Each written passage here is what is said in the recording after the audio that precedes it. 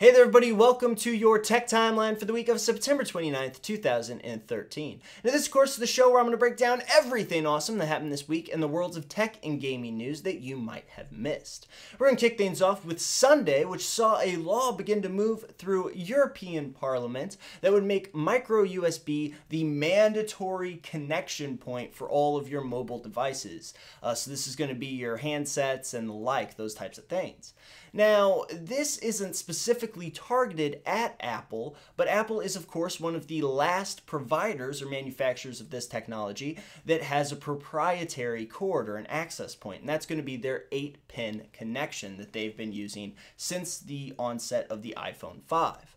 Now, they do make an adapter, a microUSB to 8-pin adapter that you can purchase, but it is a separate purchase, and that's kind of how they've mitigated this kind of effect in those countries. However, this law, depending on how it's worded and depending on if it ever sees the light of day, is more focused on making that a mandatory thing, which means that Apple most likely would respond to it by packaging those converters in with the phones regionally. So pretty much in the States and other places like that, you're not going to see much of a change. But in those areas, especially in Europe, where this becomes a mandatory thing, I think that they're going to throw in those adapters with the phones. Now, this just makes sense because this way Apple won't have to completely retool their devices, which if they wanted to change over to a microUSB, they would have to. They also, if they did that, would have to make the concession that their 8-pin, which they really touted as being this brand new cutting edge, USB 3.0 capable technology, is not as good, or they would have to say that they're switching to a less good model across the board with the microUSB. I don't see any of that happening, so I really think that just throwing in the adapters with the phones is how they're going to handle this. I would like to point out, though, that this story has implications far reaching beyond just this one little change, this one little packaging change for Apple.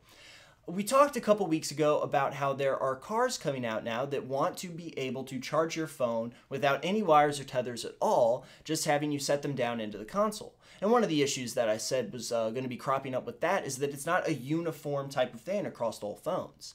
Now, I know that the microUSB isn't exactly the same thing, but it is moving towards more of a unified point or a cohesive whole. I don't want all phones to be the same or offer the same feature sets, but if they use the same baseline technology, it's going to be much better for an end user like us because we'll get a phone that has the same type of battery and the same type of charging input-output. It's going to be much easier for manufacturers to make different peripherals that we're going to want to use in our everyday lives, such as the wireless charging that we talked about earlier. So even though this might not seem like a very big story, I think it's a pretty big first step in kind of reaching that kind of cohesion and that kind of singularity point where we'll be able to use these devices across the board with a broader feature set. Moving on to Monday, we saw Japan's NTT Docomo come out with something that they say will be a 5G network that will be 100 times faster than current LTE. Now, the way they're going to bring this about is by using their current 4G towers, their current 4G infrastructure, and supplementing it with new ones, with new towers, and they're going to upgrade this network to provide this 100-time faster service. Now, they don't think that this will be available, or they're not even projecting it being available until the year 2020, so don't get your hopes up just yet. But it is a huge advancement. 100 times faster is something that is almost dizzying for most of us, and it's very hard to comprehend. I would like to point out that these kind of advancements usually make their rounds pretty slowly around the world, especially in the US, where we kind of look to Japan's internet and these type of networks, just their internet as well, as kind of a pinnacle point and something that we haven't really achieved. Pretty much services in Japan, data services and things like that are generally just head and shoulders above where a lot of the other regions in the world are. So even though this is going to be coming out in 2020, hopefully in Japan, I don't really think that we're going to see a major change in other markets at that time. Tuesday, speaking of super fast internet, we saw AT&T's launch its own Gigabit network. Now this, of course, is probably going to compete directly with Google. That's probably the reason that they came out with it. And they're using basically the same rollout model, which is first ask, first serve, or most ask, most serve is probably a better way to say it, where communities that really kind of take up the call and say, we want this service here, are going to be the first ones to get it. Now, the thing that has always worried me about this, and that I talked about when we first started talking about Google's faster data, is that I'm worried that when these other carriers, other providers start trying to move to this model, that they're going to start coming out in the same areas so that they can directly compete on Google's platform. Now, that's not necessarily what they will do, and it doesn't really make business sense. I mean, if you roll out something in the same area, general vicinity, you're going to be in direct competition with someone else. Where if you took this service and put it somewhere, a fresh new market, you're kind of the only game in town. You have a monopoly at that point, and people are going to use your service because you're the only one that they can use. However, sometimes bigger companies like to see other companies fail more than they want to succeed. So I think that kind of competitive edge, hopefully, will stay out of it, but I think that it could become a problem where we see a lot of these areas cropping up that are around or near the same environments that Google was doing as well. However, along with C Spire's new service, I think that this is a really good chance and a really good time for this kind of technology to start coming about. And I'm very hopeful that we're going to see a lot more of this kind of rollout as we go along and as the years kind of tick by. This would be an awesome service, and I really can't wait for it to get not in my specific area since I don't even have like LTE coverage, but just kind of roll out to more areas so more people can enjoy it. Wednesday, we saw Microsoft investors that want Bill Gates out of the company. They want him gone. This is kind of a weird story. It's kind of conjecture at this point. There's 3 top investors that are involved in it, but we don't know their names. They're still anonymous.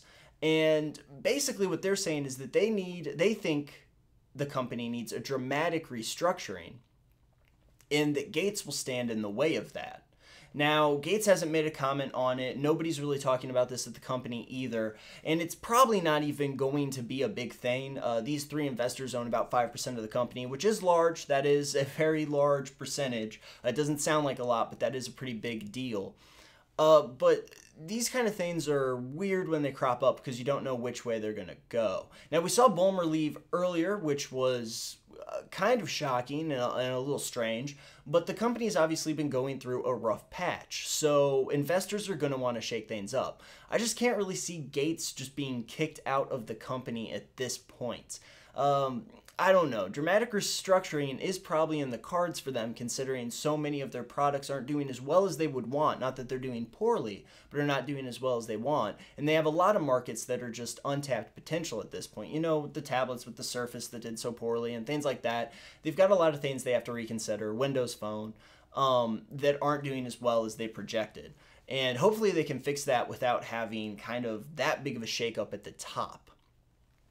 Thursday brought a really interesting story about video games and war crimes. Now, the International Committee of the Red Cross wants to institute virtual penalties for realistic war crimes and in realistic war games for those crimes. So this is kind of an interesting point. It's kind of a weird thing to think about, and it's not really something that I think a lot of us consider. But they basically want to take your realistic war games, your Call of Duties and your things like that, and they want to institute in-game penalties for war crimes. Now, a lot of people might hear the headline of this story and start to get a little upset, but I think there's a really good quote from them that kind of levels out and shows where exactly they're coming from. Our intention is not to spoil players' enjoyment by, for example, interrupting the game with pop-up messages, listing legal provisions, or lecturing gamers on the law of armed conflict. We would like to see the law of armed conflict integrated into the games so that the players have a realistic experience and deal firsthand with the dilemmas facing real combatants on real battlefields. They also go on to state that they aren't interested in the violence debate, and they understand that violence in video games is part of it, and that makes it more realistic. They just also want to institute this in games. Like if your character, or if a nation, that doesn't even have to be what you're playing as was to commit a war crime, that there were obvious penalties associated with that and that happened and were inflicted against them and upon them. So I think they just want to kind of broaden the scope of knowledge that is being broadcast about these particular incidences. And they kind of want to raise awareness about them. And it's actually a really understanding way to phrase this and to put this and to kind of bring this about. I think it shows a lot of agency on their parts, and it shows that they have, a modicum of knowledge about how the industry works, how these games are structured, and what exactly changes we're going to do. They're not, trying to force or implement some red band warning that says, war crimes and all these different things that are wrong and that you can't do. They just kind of want those aspects to be in the more realistic games. They only want to have the more realistic war games so that it kind of rounds them out. So that I think one of the things that they've said that there's obvious penalty for certain actions. So this is actually pretty cool, and I think that it could go a long way to making those games even more realistic and more interactive. That being said, I don't think that this is for every game, and that this will really work across the board. I can see it kind of taking roots in something like Arma, something hyper-realistic like that, but for certain games, I just don't see this being a real thing. But again, this isn't really a mandate or something that they're trying to force on us. This is just something that they would like to see done more, and they just want to open the discussion. So I think it's actually a pretty cool little way to do that. Friday, we saw an Amazon announcement for a set-top box. Now, there's not much info about this yet, but it's basically just going to be your standard set-top box. It's going to do your standard things, your movies, your music, your apps and your games, your Facebook and your Twitter is going to be on there. This is already just such a crowded market, though, that I think they're a little late to the party. We got the PlayStation Vita, which is only launching in Japan, though, might not beat this Amazon box over here. And we have a lot of surfaces. We have a lot of services that are coming out. We have new consoles that are going to be coming out. We have the Roku already, which does an excellent job at streaming media and taking care of those kinds of things.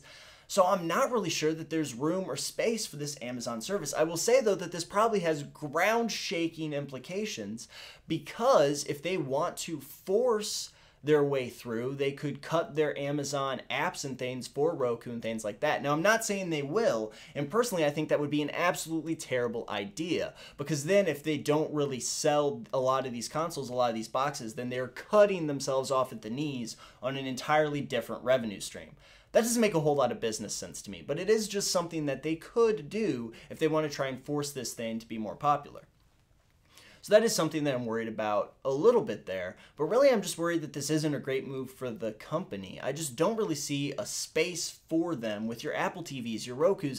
The list of services that are coming out that are exactly like this is very long. But they've been in talks with different companies. They're doing the same kind of things that everyone else has been doing. So maybe we'll see a kind of television revolution that's going to really update the way that we consume media. That would be awesome, and I think if Amazon steps into the ring, that's one of the positives that could come about from this. Hopefully they do very well, and hopefully that is something that happens. I want to hear what you guys have to say about this, though. I wonder if Amazon is just kind of sticking its nose where it doesn't belong. They are trying to branch out things, integrate game controls or controllers with their Kindles and stuff like that has been circulating or swirling around. But I want to know if you guys would have any interest in an Amazon set-top box when you've already got so many different options, and the PS Vita hopefully coming overseas to around the world soon. So definitely let me know about that down in the comments. Saturday, we saw Jellyfish Genocide. There are apparently robots. Well, let's back up. Apparently jellyfish are a real problem. I wouldn't know about that because I live in a landlocked region of the United States. I don't think I've ever actually seen a jellyfish except in an aquarium. But apparently they're becoming a real issue.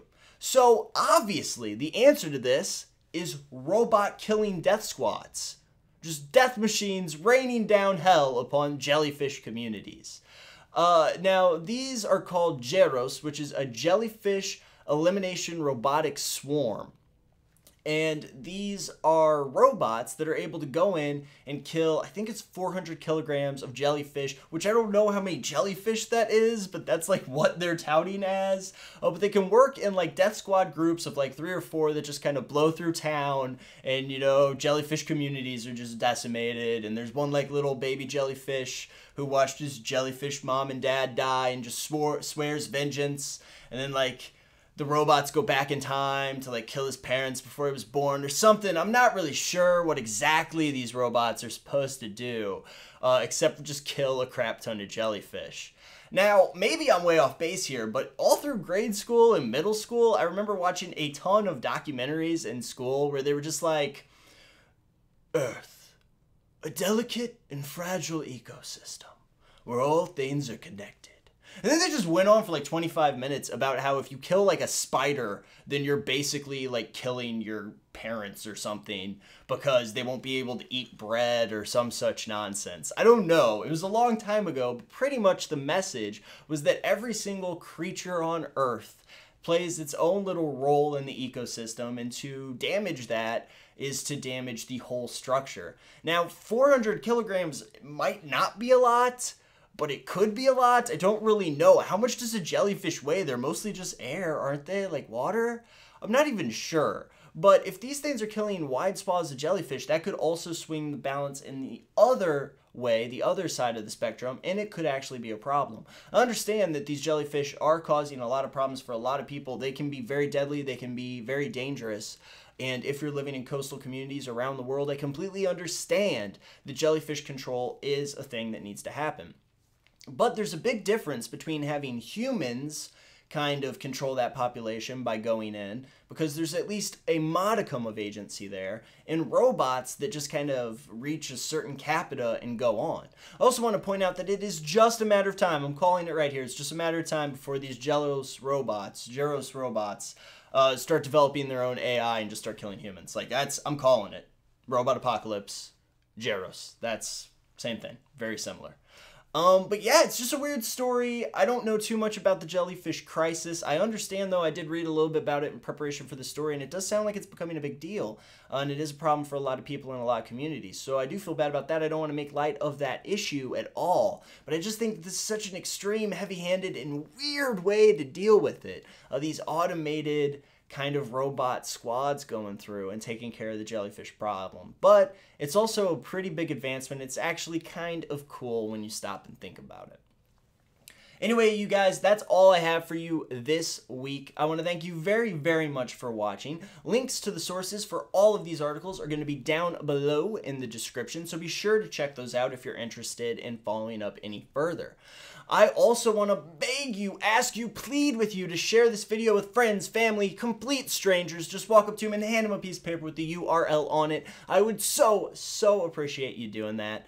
But even if you don't do any of that, I want to thank you for watching this episode and tell you that if you want to send in your own tips for me to cover next week, do not be afraid to do so. You can hit me up on Twitter, PM on here, comments down below, anything that you can slap Technovolver into, send me a line, and I would be more than happy to run one of your stories if it is as awesome as some of these ones. Robot death squads are kind of hard to move past, are kind of hard to ape, but hopefully you guys will be interested in doing that and just kind of sending me a line. Anyway, thank you so much for watching this episode, and I will see you all in the future.